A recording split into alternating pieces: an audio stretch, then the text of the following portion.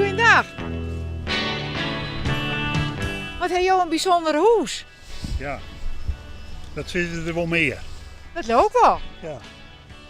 Het oorspronkelijke begin is eigenlijk geweest van, ik wie in de 70er, wanneer hebben de energiecrisis hadden in de 70er jaren, 80er jaren, waren wij al bezig om windmolens te bouwen voor energielevering. En toen heb ik een paar windmolens achtereinander gebouwd op een oorplak als we nu wennen. Maar dat is eigenlijk de gedachte uit ontstaan in dat hele energiegebeuren om een huis te bouwen wat met de zin mij draait. Dus wij willen graag met de Wenkhemermoers op het oosten beginnen, in de loop van de dag tot het zuiden draaien en jongs in het westen eindigen. En toen zijn we nou, in wat voor vorm kunnen we dat huis nou het beste bouwen? Nou, toen zijn mijn vrouw en ik een piramidevorm. Dat is een hele geschikte vorm om dat er voor de meidje.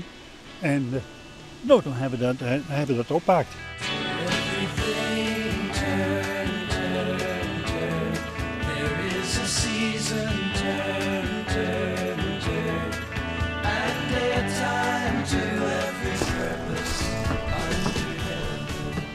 Hier het hele kelder gebeuren, hieronder, dat is dus het versteende gedeelte. En voor een deel kan je misschien je krek de chill nog maar een lietstukje aandrogen. En die draaien op het kelderdek als het ware roen.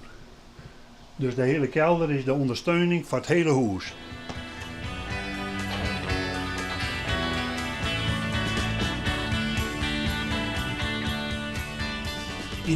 In kwart is dit eigenlijk het schemaatje van 30 jaar nog. En daar staan de zonnestanden staan daarop. En dan kan je zien dat wij ongeveer kwart voor 8 dan beginnen we vanuit het oosten te draaien met het huis. En vervolgens gaan we ongeveer om het uren gaan we een stukje opschonen. En zo gaan we ongeveer in 10 trapjes gaan wij van oost naar west.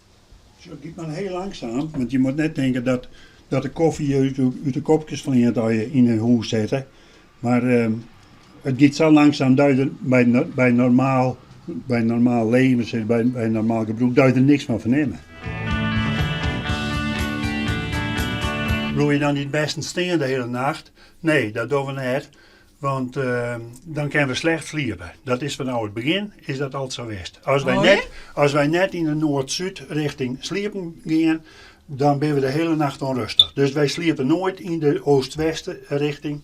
Want de jongens om 11 uur, dan draaien we weer om en dan gaan we weer gewoon naar de noord-zuidstand. Hoe zou dat nou kennen? Hoe zou dat nou kennen? Kan je wel wetenschappelijk onderzoek op loslezen, want dat is misschien wel heel interessant. Misschien komt het wel door die piramidevorm. Wie zal het zeggen?